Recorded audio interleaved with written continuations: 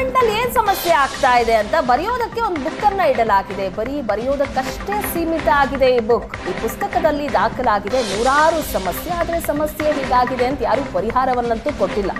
ಮನೆ ಡೋರ್ ಸರಿ ಇಲ್ಲ, ಕಿಟಕಿ ತುಂಡಾಗಿ ಹೋಗಿದೆ, ಸಾಲು ಸಾಲು ದೂರನ್ನ ದಾಖಲು ಮಾಡಿದ್ದಾರೆ ಈ ಬುಕ್ ನಲ್ಲಿ ನಿವಾಸಿಗಳು. ಹೇಳ್ಕೊಂಡ್ರು ಸಹ ಸಮಸ್ಯೆ ಮಾತ್ರ ಬಗೆಹರಿಸೋದಕ್ಕೆ ಯಾರೂ ಇಲ್ಲ.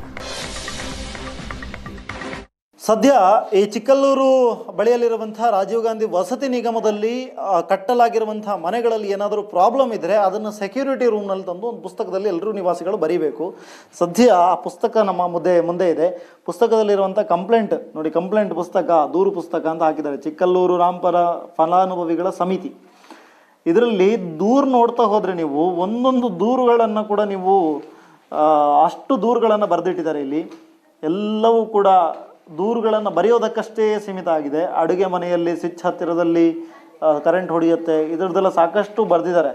ಬಾತ್ರೂಮ್ ಸಿಂಕ್ ಫಿಟ್ಟಿಂಗ್ಸ್ ಇಲ್ಲ, ಎಲ್ಲ ನಲ್ಲಿಗಳು ಆಗಬೇಕಿನ್ನು, ಬಾತ್ರೂಮ್ ನೀರು ಮಂದಗತಿ, ಈಗ ಸಾಕಷ್ಟು ಕಂಪ್ಲೇಂಟ್ಗಳ ರಾಶಿನೇ ಬರೆದಿದ್ದಾರೆ. ಬಾತ್ರೂಮ್ ಗ್ಲಾಸ್ ಹೊಡೆದಿದೆ, ಹೀಗೆ ಇದೆಲ್ಲ ಬರೀ ಕಂಪ್ಲೇಂಟ್ ಬರೆಯೋದಕ್ಕಷ್ಟೇ ಸೀಮಿತ ಆಗಿದೆ.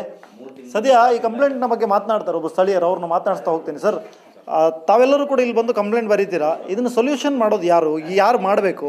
ಸೊಲ್ಯೂಷನ್ ಯಾರು ಕೇಳಬೇಕನ್ನೋದೇ ಪ್ರಶ್ನೆ ಆಗ್ಬಿಟ್ಟಿದೆ ಸರ್. ಇಲ್ಲಿ ಪುಸ್ತಕ ಬರೀ ಪುಸ್ತಕವಾಗಿ ಇನ್ನೊಂದು ಎಕ್ಸ್ಟ್ರಾ ಪುಸ್ತಕನ ಸೇರ್ಪಡೆ ಮಾಡ್ತಾ ಇದ್ದೀವಿ ಹೊರತು ಅದರಲ್ಲಿರೋ ಕುಂದು ಕೊರತೆಗಳನ್ನು ಯಾರನ್ನ ಕೇಳಬೇಕಂತ ಗೊತ್ತಿಲ್ಲ.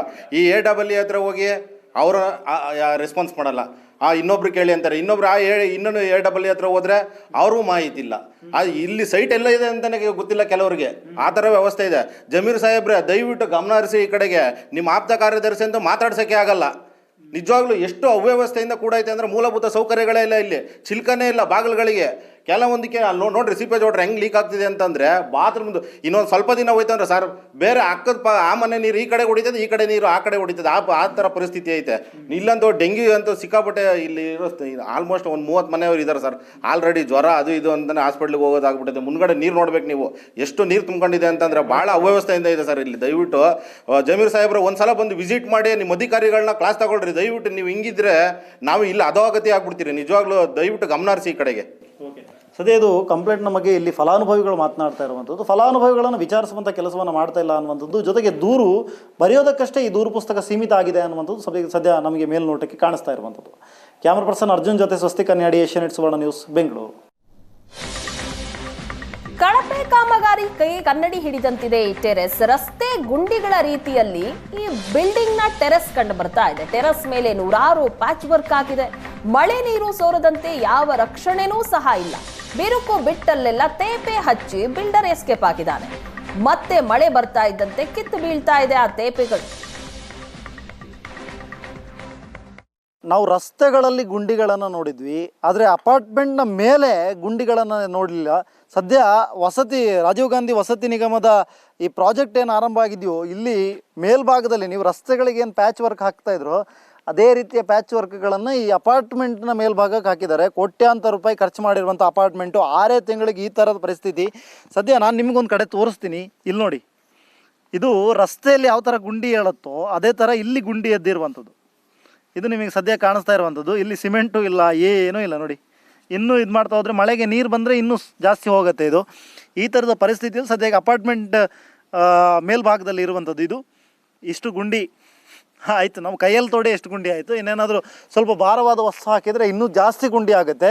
ಸದ್ಯ ಅಪಾರ್ಟ್ಮೆಂಟಿನ ಸ್ಥಿತಿ ಇದು, ವಾಸ್ತವದ ಸ್ಥಿತಿ ಇದು. ಅಧಿಕಾರಿಗಳಿಗೆ ಕಂಪ್ಲೇಂಟ್ ಕೊಟ್ಟು ಸಾಕಾಗಿದೆ ಅಂತ ಹೇಳಿ ಸದ್ಯ ಇಲ್ಲಿ ಸ್ಥಳೀಯರು ಹೇಳ್ತಾ ಇದ್ದಾರೆ. ಆದರೆ ಇಲ್ಲಿಯ ಅಪಾರ್ಟ್ಮೆಂಟ್ನ ಬಗ್ಗೆ ಒಂದು ರಿಯಾಲಿಟಿ ಚೆಕ್ಕನ್ನು ಮಾಡೋದಾಗಿರ್ಬೋದು ಅಥವಾ ಸ್ಥಳಕ್ಕೆ ಬಂದು ಅವುಗಳನ್ನು ನೋಡೋದಾಗಿರ್ಬೋದು, ಇದ್ಯಾವುದೂ ಕೂಡ ಅಧಿಕಾರಿಗಳು ಮಾಡ್ತಾ ಇಲ್ಲ. ಇದರಲ್ಲಿ ಸ್ಪಷ್ಟವಾಗಿ ನಮಗೆ ಕಾಣಿಸ್ತಾ ಇರುವಂಥದ್ದು ಕನ್ಸ್ಟ್ರಕ್ಷನ್ ವಿಚಾರದಲ್ಲಿ ಇಲ್ಲಿ ದೊಡ್ಡ ಮಟ್ಟಿಗೆ ಒಂದು ಅಕ್ರಮ ಅಂತೂ ಆಗಿದೆ ಅನ್ನುವಂಥದ್ದು ಮೇಲ್ನೋಟಕ್ಕೆ ಕಾರಣ. ಸದ್ಯ ಬಿಲ್ಡಿಂಗನ್ನು ನೋಡಿದ್ರೆ 6 ತಿಂಗಳಾಗಿದೆ ಈ ಬಿಲ್ಡಿಂಗ್ ಕನ್ಸ್ಟ್ರಕ್ಷನ್ ಆಗಿ. 6 ತಿಂಗಳಿಗೆ ಈ ಬಿಲ್ಡಿಂಗ್ ಸಂಪೂರ್ಣವಾಗಿ ಕ್ರ್ಯಾಕ್ ಆಗಿದೆ. ಸಂಪೂರ್ಣವಾಗಿ ಕ್ರ್ಯಾಕ್ ಆಗಿರುವಂಥ ದೃಶ್ಯಗಳನ್ನು ನಾನೀಗ ನಿಮಗೆ ತೋರಿಸ್ತಾ ಇದ್ದೀನಿ. ಇದು ಸಂಪೂರ್ಣವಾಗಿ ಕ್ರ್ಯಾಕ್ ಆಗಿರುವಂಥದ್ದು, ಅಲ್ಲಲ್ಲಿ ಭಾಗಗಳಾಗಿರುವಂಥದ್ದು. ಇದರಲ್ಲಿ ದಿನನಿತ್ಯ ಜನ ಯಾವ ಥರ ಇದನ್ನು ಖರೀದಿ ಮಾಡೋದಕ್ಕೆ ಬರಬೇಕು, ಯಾವ ಧೈರ್ಯದಲ್ಲಿ ಬರಬೇಕು, ಜನ ಯಾವ ಥರ ಇದರಲ್ಲಿ ವಾಸ ಮಾಡಬೇಕು. ಮೇಲೆ ನೋಡಿದ್ರೆ ನಿಮಗೆ ಇನ್ನೂ ಸ್ವಲ್ಪ ಮೇಲೆ ಹೋದರೆ ಗೊತ್ತಾಗುತ್ತೆ. ಅಲ್ಲಿಂದ ನೀರು ಜಿನುಗ್ತಾ ಇದೆ. ಈಗ ಮಳೆ ಬರ್ತಾ ಇಲ್ಲ, ಮಳೆ ಯಾವುದೋ ಟೈಮಲ್ಲಿ ಬಂದಿರೋ ಮಳೆ ನೀರು ನಿಂತು ಈಗಲೂ ನೀರು ಕೆಳಗಡೆ ಬೀಳ್ತಾ ಇದೆ. ಸಂಪೂರ್ಣವಾಗಿ ಕ್ರ್ಯಾಕ್ ಆಗಿರುವಂಥದ್ದು, ಸಂಪೂರ್ಣವಾಗಿ ಸೀಳು ಬಿಟ್ಟಿರುವಂಥದ್ದು ಕಟ್ಟಡ.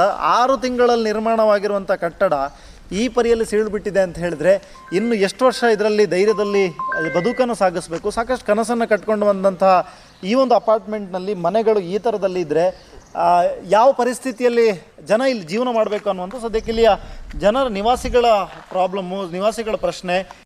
ಸರ್, ಇದು ಬಿಲ್ಡಿಂಗಲ್ಲಿ ಕಷ್ಟ ಇದೆ, ನೀವು ಪ್ರಾಬ್ಲಮ್ ಇದೆ, ಸೌಕರ್ಯ ಏನೂ ಕೊಟ್ಟಿಲ್ಲ ಏನು ಅಂತ ನಾವು ರಾಜೀವ್ ಗಾಂಧಿ ವಸತಿ ಅಲ್ಲಿಗೆ ಹೋಗಿ ಮಾತಾಡ್ದಕ್ಕೆ ಅವ್ರು ಇಂಜಿನಿಯರ್ ಕಳಿಸ್ತೀವಿ, ನಿಮ್ದೇನಿದೆ ಪ್ರಾಬ್ಲಮ್ ಮಾತಾಡಿ ಅಂತ ಹೇಳಿದ್ರು.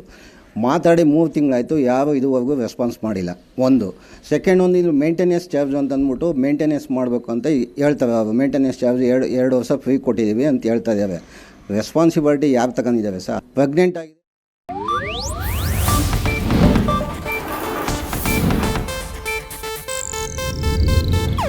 ಇದು ಏಷ್ಯಾನೆಟ್ ನ್ಯೂಸ್ ನೆಟ್ವರ್ಕ್ ಪ್ರಸ್ತುತಿ.